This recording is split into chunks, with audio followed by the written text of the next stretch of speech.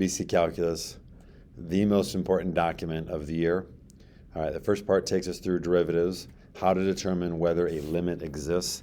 Again, you just got to make sure that the left side equals the right side. It's no big deal. So this is the formal definition. The limit of f of x is x approaches a minus, and the limit of f of x approaches a plus, right? They have to go together, right? You take the graph on the right and left side, they have to meet at the same y value. That y value doesn't actually have to exist, but they have to be approaching that y value as they approach a from both sides. Now, if you want it to be continuous, well then the limit, of course, has to exist, and the function actually has to be there. So the y value has to match the limit. To be differentiable, that's a whole nother layer. For differentiable, you have to be continuous, and you have to have the left slope and the right slope agree. Probably the poster child for something not being differentiable is like a corner. It's continuous, but then the left slope and the right slope aren't the same. Like an absolute value would be like a v or some piecewise function. So to be differentiable, you have to be continuous, number one, and you have to have the left slope equals the right slope. Things where you're not differentiable are like cusps, corners, continuity issues, or vertical tangents. Right? If you see anything that looks like this is the derivative, the definition of the derivative, and this is the derivative at an actual point. That means you're taking the derivative of that function. These are classic multiple choice questions. You don't have to prove this. This is how we prove the power rule and even prove sines and cosine derivatives. But these appear in multiple choice. So they look at the limit of something. You're like, oh, I got to recognize that is just asking me to take the derivative of that function at this point. All right, I'm not going to read all of these off, but these are all the derivative rules. You absolutely have to know the 6 trig derivatives, power rule, both sets of logs. The natural log is by far the more popular one, right? The derivative of the natural log is 1 over u times u prime. Regular log just adds that little natural log of b down there. Same thing with e to the u. The derivative of e to the u is e to the u prime. If you have an a, so a random base, then you get a to the u prime, and then you get that extra natural log of a. Product rule, quotient rule, you got that. Just make sure you understand that it's the denominator, and there's a minus sign here, where here this is symmetrical. Doesn't matter which one goes first. uv prime plus, then the other one, vu prime. This is chain rule. This is the derivative of the big thing, and then this is multiplying by the derivative of the inside. This is a practical application of the chain rule, right? In polar coordinates, we are given dr as a function of theta, but if I'm interested in dr dt, then I got to figure out what dr d theta is, and then multiply by d theta dt. This is the same thing you do over here. This right here is the chain rule. Take sine of y, and take the derivative. Well, the derivative of sine of y is cosine of y times the inside. That's what this is saying. dy du is taking the sine and going to cosine, and then multiplying by du dx is this y prime. Okay, so whether it's implicit or chain rule, you're really talking about the same thing. First derivative test, second derivative test, both of these tests are looking at maxes and mins. The first derivative test is our classic sign chart. It's saying that if you can show me that the first derivative is positive and the first derivative is negative, where the derivative is 0 at 4, then you've shown me that the function is increasing and then decreasing. Then you can claim that f of x must have a maximum value at an x value of 4. The second derivative test also looks at maxes and mins. However, this one says if you know you have a horizontal tangent at 3, and you know it's concave up at 3, then it's got to look like this, which means it must be a minimum at an x value of 3. Both of these tests, first derivative test and second derivative test, both talk about maxes and mins. These are a bunch of theorems, right? The extreme volume theorem is a closed interval. That's definitely a big one. Got to make sure that we understand that it's closed. If it's not closed, then that's not a guarantee. Mean volume theorem has to be differentiable or it doesn't apply, right? It wouldn't apply to like a v. It says that the instantaneous slope equals the algebra 1 slope, which is the line, the secant slope.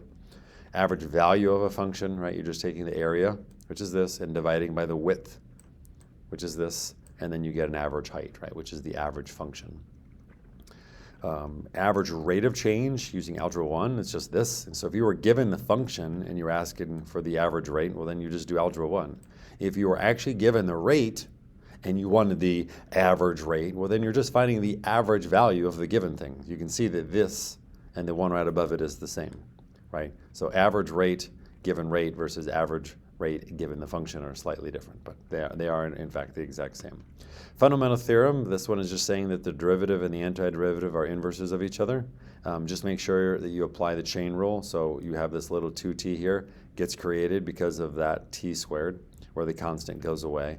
If you have questions for that, we can talk about it, but you have to be able to know that the derivative and antiderivative are inverses. And fundamental theorem part 2 is just defining what a definite integral is, right? The integral of little f is capital F of b minus capital F of a, where capital F is the antiderivative of little f.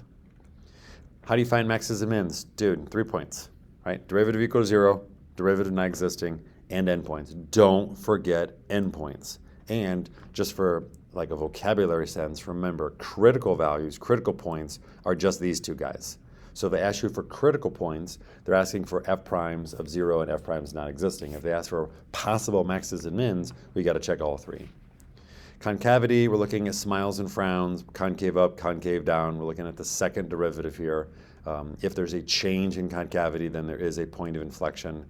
It would look like this. This is going to go from a smile to then a frown. So visually on a graph, it's very easy to look at.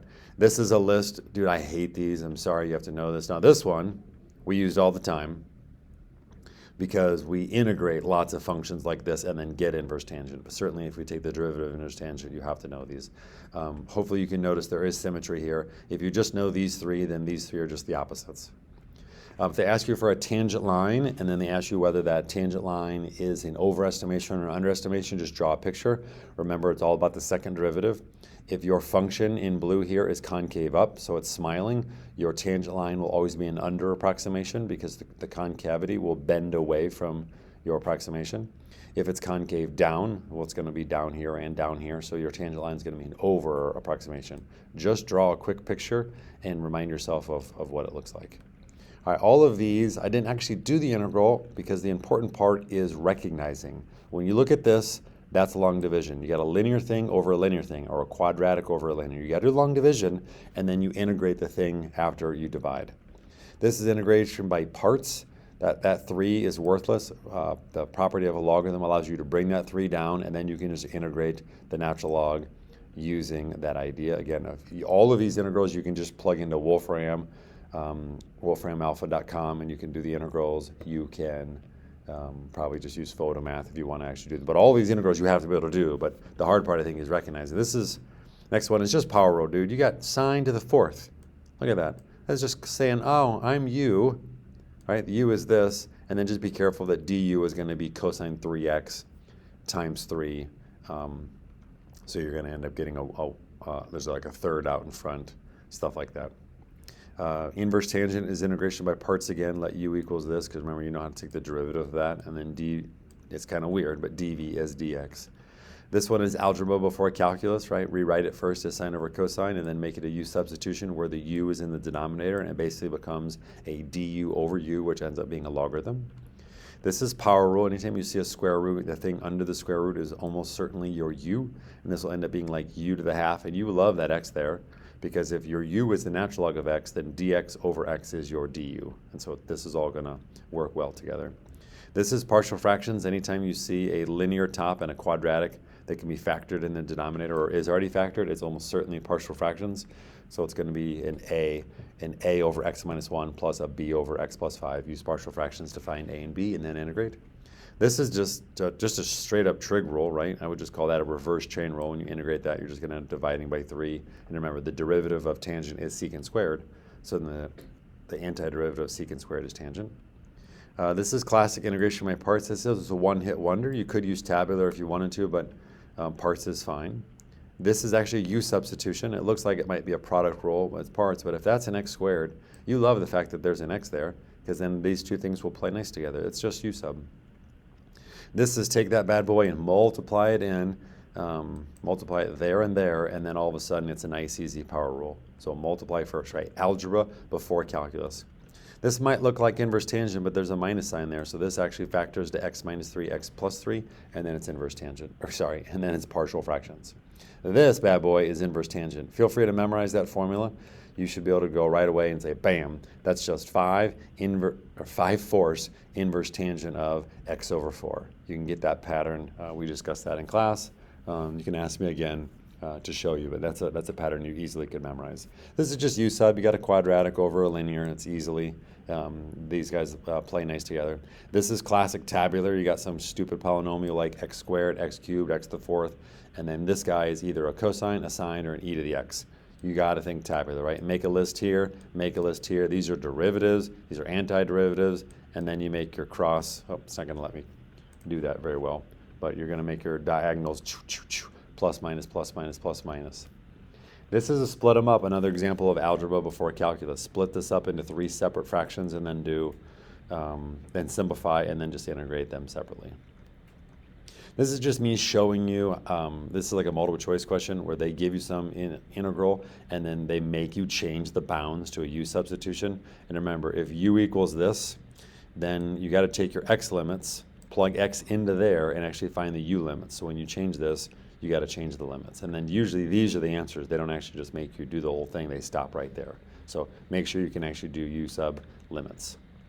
Finding the area underneath the curve, right? This is just top minus bottom or right minus left. It's as easy as that, right? You're just forming rectangles. This is discs. This is cross sections. Remember the cross section, you're filling the space with cross-sectional shapes. You're stacking them. And the volume of each one of the shapes is the cross-sectional area of the shape times the thickness of the shape. That's the volume of each shape. And then the integral just adds them all up. So again, it's the cross-sectional area of whatever you're stacking. You could be stacking rectangles, squares, semicircles, circles, diamonds, equilateral triangles. You should be able to do all of those things. Volume using disk, right? This is that like sideways tornado. You can see that this is the sum of, these are the area, the cross-sectional area is just a circle, and then that's the thickness. So pi r squared times dx is the volume of each cylindrical disk. And then you're adding them all the discs to get that tornado. Washers, you get something like this. I highly suggest you draw capital R from the axis to the outer curve, and then little r from the axis to the inner curve, and then you're getting this idea. And remember, this idea really is just doing one outer disc and subtracting then the inner disc, and then you're left with like a washer type shape. But certainly, this is just the easier format. Not on the AP, but you can do it if you want to, especially if you just want to check answers. Right, sometimes cylindrical shells is way easier. This, if they ask you for the perimeter of some region R, you might have to do Pythagorean theorem for a straight line. You might have to just a vertical line. You can just subtract the y values. But if you have some sort of curve and they want the perimeter, well, then you have to be able to find the arc length. Right, that's the arc length in Cartesian. It's very similar to the arc length in parametric and polar. LRAM, RRAM, trapezoids, MRAM, these are all data table stuff, right? From a table, from a function, or from a graph. You've got to be able to do all of these things. You've got to be able to tell whether they're under or over estimations. Again, LRAM and RRAM, under or over, is all about whether the function is increasing or decreasing, so it's all about the first derivative. Trapezoids are all about the second derivative. You can see an example here. This is a concave up example in which trapezoids then would be an overestimation and stuff like that. MRAM is much trickier, but again, you actually need that middle value, so that had to be given in a table.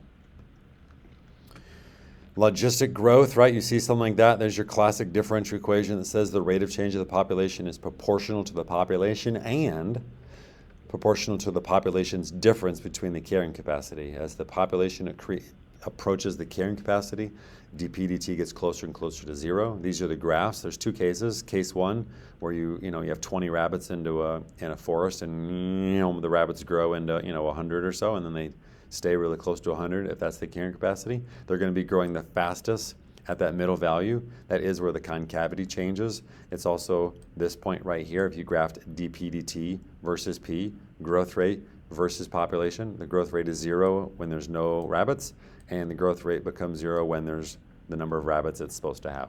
Now, if you end up chucking a whole bunch of rabbits into a woods, well, some of them are going to die and get eaten by wolves. So if you put too many in initially, they will just decay towards that carrying capacity. These are like the calculus limits that they could ask you that are actually really easy. Just think those through. What happens to the growth rate eventually? It goes to 0. What happens to the population eventually? Goes to m. What happens to the growth rate when the population approaches the carrying capacity? Well, it's 0. All right, this is just classic exponential growth and decay. This is just algebra 1, right? The rate of change of the population is proportional to just the population. This is untethered exponential growth. This is the differential equation. If it was decay, it would be a minus sign there, and then this, of course, is like the PERT formula that you learned in Algebra 1 and then revisited multiple times. Euler's formula, right, this is probably what you've looked at, but again, it just comes from this idea that the rate of change is proportional to the algebra rate of change, right? This is just algebra pretty close to calculus. This is the step size, this is the derivative point. They almost always make you do 2. Got to be able to draw a slope field, just plug in each point separately and draw a little line segment representing the slope at those points. If the slope doesn't exist, don't draw something.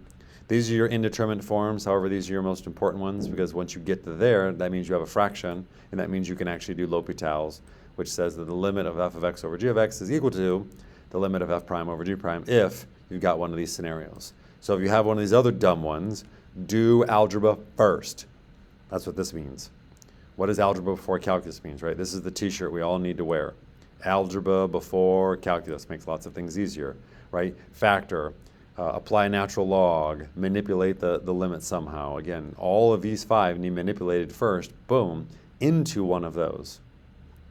These are kind of popular limits with sign. These are both saying the exact same thing about how U substitution really does mean those are the same, right? The limit of sine x over x as x goes to 0 is 1 is the exact same limit as taking the limit of n sine of 1 over n as n goes to infinity. As n goes to infinity is the same thing as x goes to 0 if they're arranged like that.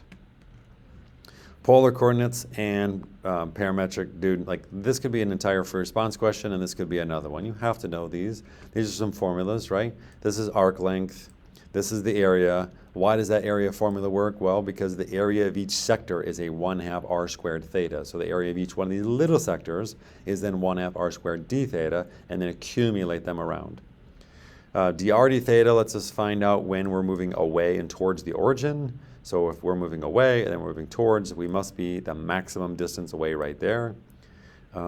This is just pre-calc, the idea of just what polar coordinates are. This is how to find the slope in polar coordinates. Remember, your calculator can do that. Well, your calculator can also do dr d theta in polar mode. This one's like classic chain rule. If you want to find dr d theta, dr dt, you got to use chain rule, right? This is how fast you're rotating. In physics, we actually call that omega. That's our spin rate. If you want to find the intersection of two curves, which you're going to have to find if you're like, finding the area inside one and outside the other or something, just set the r values equal to each other. If you have a graphing calculator, you can put it back into Cartesian mode, graph them with y's and x's, and actually find the intersection. You often have to figure out at what angle does the flower petal get back to the origin. Remember, it gets back to the origin when r equals 0, so just set r equal to 0 and figure it out. It's probably some unit circle like pi over 6, pi over 4. Distance traveled is the same thing as arc length. That's the distance traveled in parametric, where that's the distance traveled in polar. Particles position, right? This is me giving you an example of going forwards in time. You know where you are at 0. This is what you did from 0 to 3, so that's where you are at 3. This is going backwards in time. If you knew where you were at 4 seconds, subtract what you did from 1 to 4 to figure out where you must have been at 1. dy dx is slope. Not the same thing as speed. This is speed. Speed is the Pythagorean theorem. Duh, right? How fast you're going is just the Pythagorean theorem of how fast you're moving horizontally and how fast you're moving vertically. This is slope. Always was slope. It's the ratio of how fast you're moving vertically and horizontally. It's actually the direction you're moving. This is stupid. This is curvature, and this is the formula. This is easy. This is the acceleration vector. Again, this is not acceleration, just like this is not slope. Acceleration vectors just take the time derivative of probably the given dx dt and dy dt. Object stopped, you can say both of these bad boys have to be 0, or you could say the speed is equal to 0. If you want to know when it's furthest to the left, we'll do a sign chart like we always do. Maxes and mins are always done by sign charts by looking at the derivative. So look at dx dt. Here, oh look, I'm moving left. Oh, now I'm moving right. Well, I must be then the furthest left at 4. Again, furthest left, you would also have to check endpoints as well, because you actually might have started, if there are more changes, you might have started most. And then we got all our Taylor series stuff. Converge, diverge, the geometric series, by far the most important one. A is always the first term, R is the ratio. They trick you all the time. If they're giving you this guy over here and they're asking you for stuff, make sure that if the n is shifted or that the indice is shifted, that you're careful about finding the actual A value and R value. A is the first term. It's not that just the number sitting there always. It's always the first term if you list it out, and R is always the ratio. It does converge to A over 1 minus R as long as this is true. Right, we do have to have an R value. Then we have the ratio test, and again, in class, I was not very good about making sure you use the absolute value signs when doing the ratio test. If it's an alternating series, make sure you put a -1 up in here. Don't just delete that, and use the absolute value and write the limit. And again, we almost always use the ratio test when we know it's going to converge, and so we get some limit less than 1. If you got a limit of 1, it would be inconclusive, meaning you should have never done the ratio test anyways. If you got a ratio greater than 1, well then heck, just stop. The whole thing just diverged. Nth term test, alternating series test. This is a big one. They love asking conditional and absolute now. This is just an example. This is a classic. This converges conditionally because it's alternating. If it wasn't alternating, it would diverge. Where this one converges absolutely. Even if it wasn't alternating, the series 1 over n squared would converge. P-series, integral test, all good. Interval convergence, radius, ratio test. Over and over again, and then show work, checking your endpoints. Limit comparison test. That's one we probably didn't do a great job of looking at, but we do look at the limit of these two things. And if they're the same, then they both do the same thing. So they either both converge or both diverge. And typically you know b to the n either converges or diverges, and you're using it to show that a to the n converges or diverges. This doesn't happen often, but remember, series versus sequence. Series is the actual sum. So something like this series diverges, meaning it has an infinite sum. This sequence converges to 1/2, meaning the list. The last term in this guy is 1/2. It's just looking at the limit as n goes to infinity. Partial sums, the fifth partial sum is just the first 5 terms. The 10th partial sum is the first 10. The nth partial sum is all of them. This is improper integrals. These guys and these guys are very similar, right? This would be an example of an improper integral that has a finite area, thus we say it converges. This would have a infinite area, thus we'd say it diverges. The Maclaurin series, dude, these 7, you have to know, like, forwards and backwards.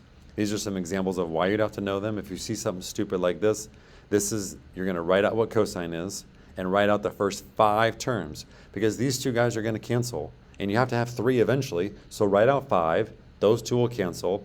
Then go ahead and divide by x squared, which just reduces all their powers, and you're good to go. This, write out sine, write out e to the x, and then multiply, FOIL it like your Algebra 1 teacher would tell you to, and distribute, and they won't want all the terms. They just want the first couple, and so just figure out, well, how can I get an x? Well, the only way to get an x is like this 1 times this x. How do I get an x squared? Well, I can get this x times that. So there's only so many ways to get constants, x's, x squareds, x cubes, and then combine like terms. This is our generic formula for writing a Taylor series, right? It's just a matching game. We're just matching the polynomial with the function. If our polynomial has the exact same characteristics as the function does, well, then our polynomial is a really good approximation. And all we're saying is, yeah, let's make our polynomial have the same y value, derivative, second derivative, third derivative.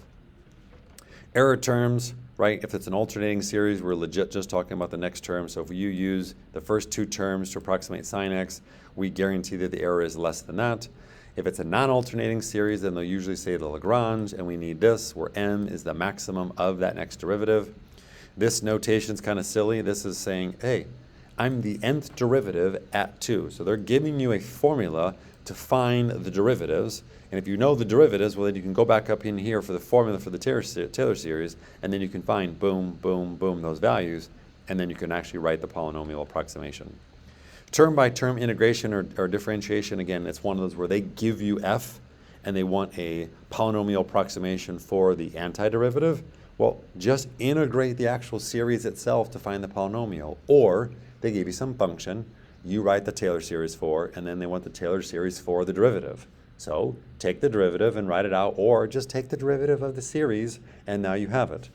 And again, if they want the actual sum, or they want you to find f prime or the integral, it's likely a power series. Most things go back to this form, and we know that if it looks like this, It's basically the same as a geometric. Its function is 1 over 1 minus this. Or if this isn't a 1, if this is just an a, then we're just going back to this guy. We know that this thing, sum, is 1 over, or is a over 1 minus r. But if we're not with numbers and we're with x's, then instead of saying find the sum, they're going to say find the function. If they say find the function f or f prime, they're almost certainly saying, dude, it's a power series. It's an a over 1 minus r. Find the series by looking at the pattern. A is the first term, r is the common ratio. Then you can be able to write the function.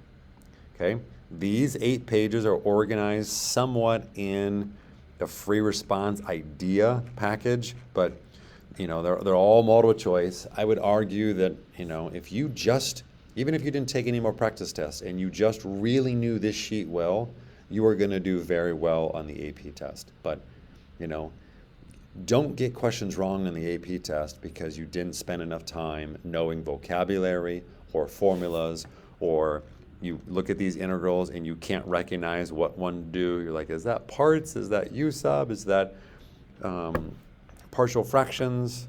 Is that just an easy algebra before calculus scenario, like splitting them up? But these are all questions that hopefully as we practice our multiple choice, you'll see, but then also our free response. The free response questions, right? You're gonna have a parametric, a polar, a data table, a flow rate, a graph of the derivative. A lot of those things have these concepts in them: mean value, average rate, LRAM, RRAM, all that stuff. These details are important. So please take time and fill this out. If you want another paper copy in class, I can give you another one.